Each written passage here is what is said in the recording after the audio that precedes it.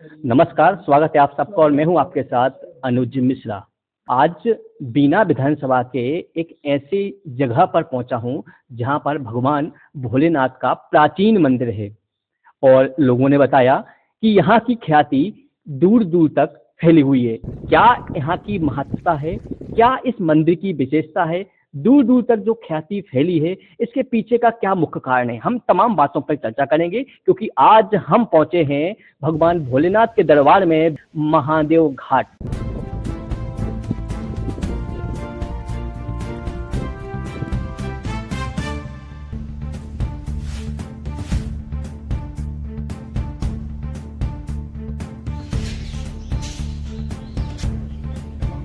बीना से लगभग 45 किलोमीटर दूर ग्राम पंचायत पिपरासर के पास वेतवा नदी के किनारे बना महादेव घाट, जो भगवान शिव जी के चमत्कारों से मशहूर है, श्रद्धालुओं के आकर्षण और आस्था का केंद्र है। दूर दूर से श्रद्धालु यहाँ आते हैं। यहाँ पर भगवान भोलेनाथ के चमत्कार लोगों की जुबान पर है। हम जब महादेव घाट भगवान भोलेनाथ के मंदिर पहुंचे तो मौजूद लोगों ने बताया कि आकाशीय बिजली गिरने के बाद शिवलिंग में दरार आई थी, जो स्पष्ट देखी जा सकती है। नए शिवलिंग को स्थापित करने के लिए यह शिवलिंग के न हटा पाने की बातें भी बड़ी ही मशहूर हैं। मंदिर के पुजारी ने बताया कि यहाँ से आज भी कोई भी व्यक्ति किसी भी तरह का फल, बेलपत्र, मंदिर का सामान यहाँ से नहीं ले जा सकता। यदि किसी ने कोशिश की तो सपना देकर भोलेनाथ ने चमत्कार से वह वस्तु वापस मंदिर में रखने को मजबूर कर दिया। और हमारे साथ यहाँ पर हैं पंडित जी, जो इस मंदिर के मुख्य पुजारी हैं, और हमारे साथ और भी लोग हैं। हम चर्चा करेंगे। पंडित जी, बहुत स्वागत है आपका हमारे चैनल में। मैं ये जानना चाहता हूँ कि ये भगवान भोलेनाथ का ये मंदिर है और इसकी ख्याति दूर दूर तक फैली है, क्या कुछ विशेषता है मंदिर की? यही है कि प्रमाण देते हैं। किस तरह का प्रमाण, थोड़ा सा विस्तृत बताइएगा। मतलब ऐसा प्रमाण कि आप करोगे तो लगे हाथ भी देते हैं। अच्छा। जो करेगा जैसा वैसा भी लगे हाथ देते हैं। इसलिए उनकी जागृत हो जाती है कि यार ये तो भोलेनाथ ऐसे जागृत हैं। आज करो लगे हाथ दे देते हैं, सुबह को शाम बता देते हैं। कितना पुराना ये मंदिर है और यहाँ पर और कौन कौन से देवता विराजमान हैं? जी, भोले बाबा, हजारिया, दुर्गा जी। आपने भी देखा है यहाँ पर कि यहाँ पर 2 हजारिया शंकर जी की ये मूर्तियाँ हैं।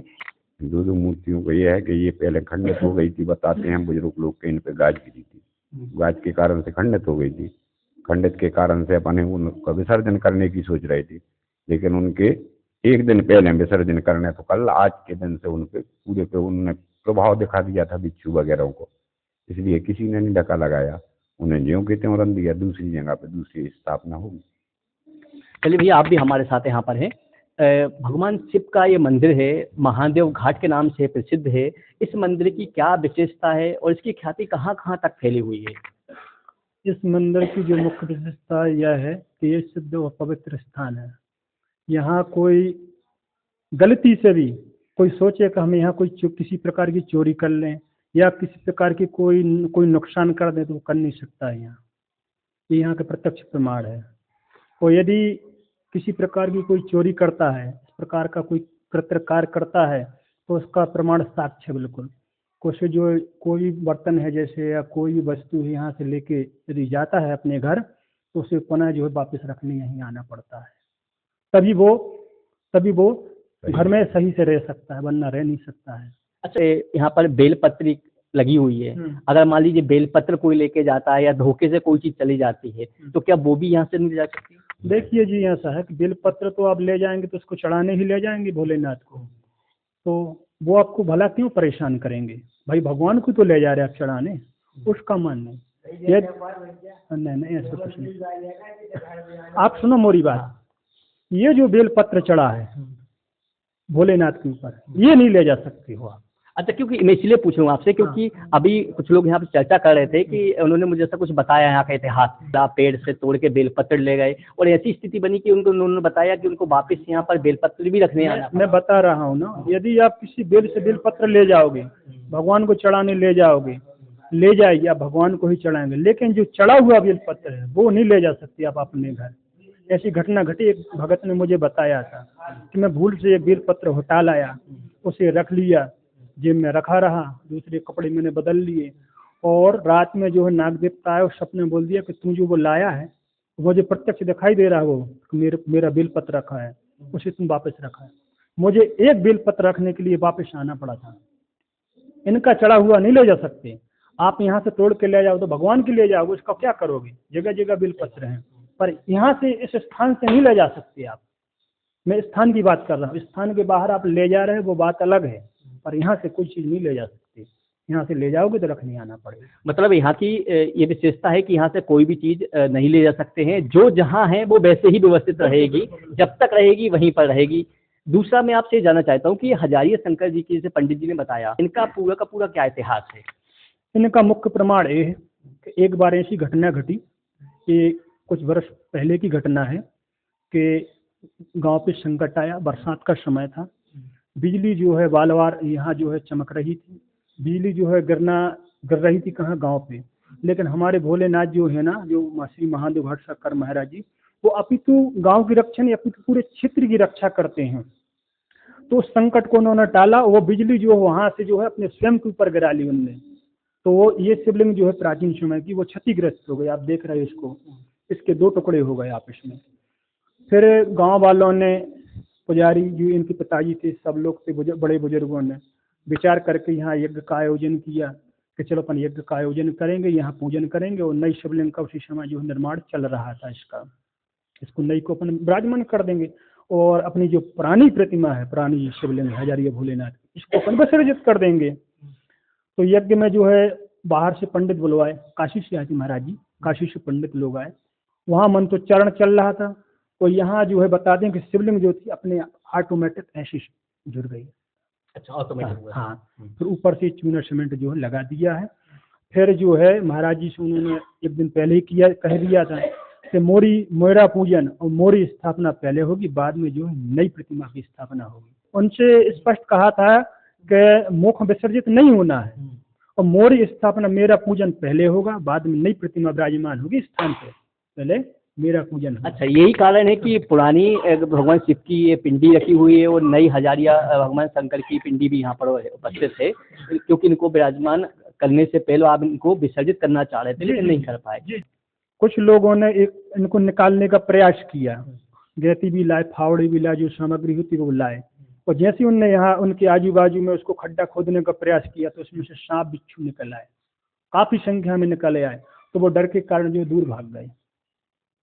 यहाँ का प्रत्यक्ष प्रमाण, आप किसी से पूछ लीजिए, यहाँ के जो भी बड़े बुजुर्ग हैं, कोई भी इस बात को बता दे, क्योंकि ये सबके बीच की बात है। यहाँ काफी लोग थे, इनको हटाने का प्रयास किया लेकिन इनको हिला भी नहीं पाए, आज भी जस के तस हैं। काफी प्रयास किए, काफी लोग लग गए लेकिन उनको हिला भी नहीं पाए।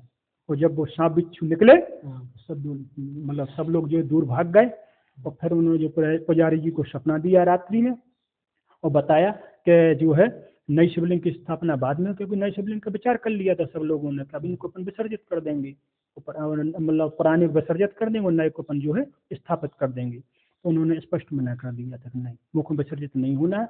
मोरी स्थापना मतलब मोरी स्थापना जैसा था, मैं मुझे वैसा कि वैसा कर देना, तो वैसा ही कर दिया। और इनका पूजन पहले हुआ, बाद में इनका पूजन हुआ, स्थापना बाद में हुई।